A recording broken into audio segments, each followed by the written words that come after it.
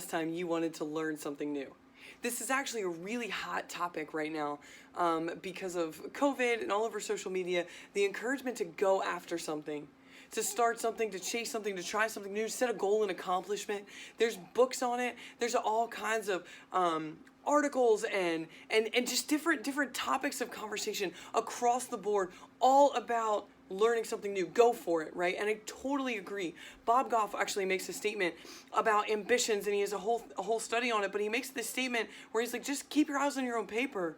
And he talks about how that's great for school, but then he goes on to say how great that is for life. Like, quit comparing your dreams to somebody else's. Just what is it that God's planted in your heart? What seed has God put in your heart that you need to put away all the chaff, put away all the doubt, all the fear, and just start to pursue it. Just start to let God reveal what he really wants you to do. Now, how do you go about doing that? I'm not here to be a self-help. I'm not like a motivational speaker, I don't think. But what I want to encourage you is that if there's something that you want to learn, then the best way to learn about it is, one, start reading, do some research, but two, go talk to somebody who's good at it. If you want to run a marathon, then talk to a marathon runner. If you want to read books, then talk to an author. If you want to be a painter and you have talent, then talk to an artist. Reach out to people who've already succeeded in the place where your dream sits. The same goes for your spiritual walk. Titus chapter 2 is a powerful passage in Scripture where Paul really calls out the church. He calls out the church to start living out who God's called you to be. And he calls out, it's one of the only places where he calls out the different roles by generation. And we know that in Scripture, generation is important. God speaks over generations for many generations. There's lots of points and places where the generations are called out. They're blessed. They're talked to. We're told over and over again to share what God's doing from generation to generation to generation. The blessings are passed down through generations. Different things happen over generations. Your generation, the next generation, your children, your children's children, your parents, your grandparents, your great-grandparents are all an important part of your story. It's valuable. So read Titus chapter 2 because it breaks down what God calls the older women and the older men to do. He calls the younger women and the younger men to all have a job. We're not supposed to be departmentalized. We're not supposed to be completely and utterly separated from one another. And no, as a matter of fact, we are to encourage one another. We're to speak to one another. We're to example godliness to one another. We're to correct certain things in one another. But those correction, that encouragement all comes from relationship. I can't walk up to someone I don't know and say, what are you doing? Quit doing that. That's bad. I can't do that. That's not going to work. It's not going to be received. That's a horrible plan.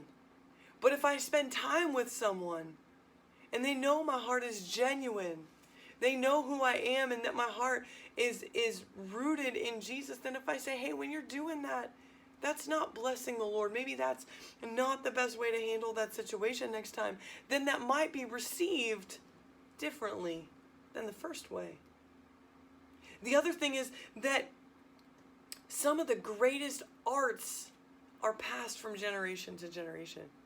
One, the art of conversation is something that our culture has kind of lost over time, and it needs to be regained.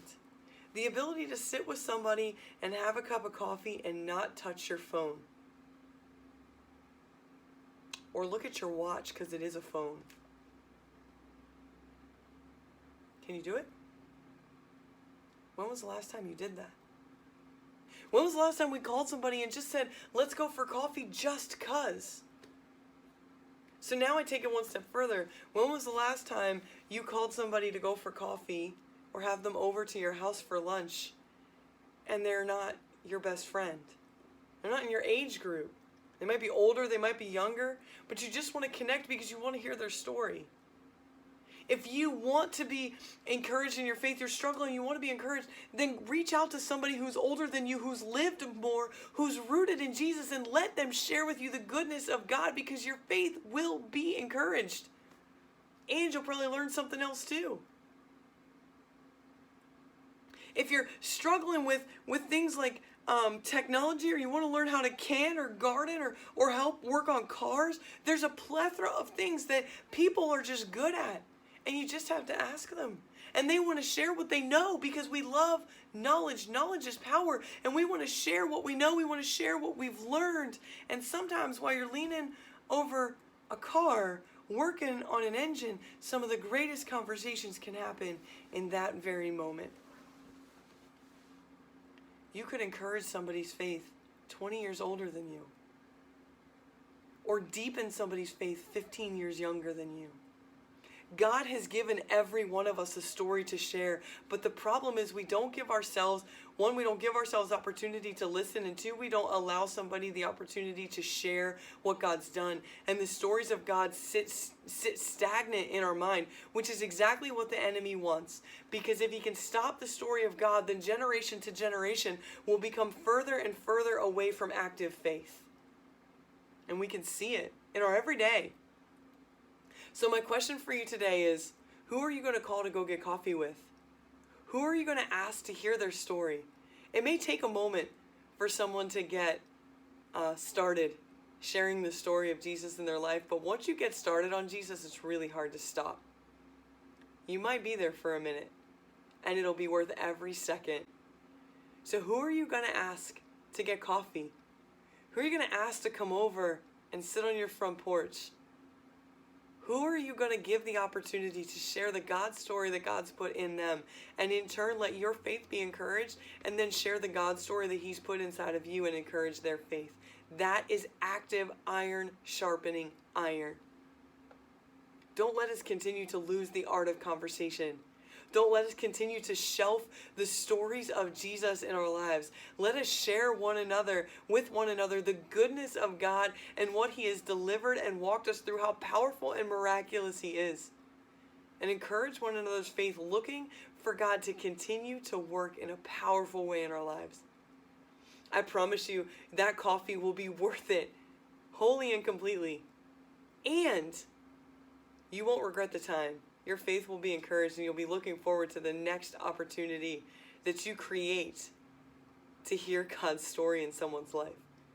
You will be empowered, encouraged, and uplifted. You won't regret it. You won't regret it. It'll be absolutely amazing. Don't wait. Pick up the phone. Send that text message. Talk to that person on Sunday morning and get it on the calendar. Get that conversation started. It's going to be amazing. I can't wait to hear what God does and shares through the lives of the people around me, the people that I get to reach out to next. I have gotten to sit with coffee and in my house and hear some of the most miraculous, amazing stories of God. I can't wait to hear, or I can't wait for you to hear some same stories through others.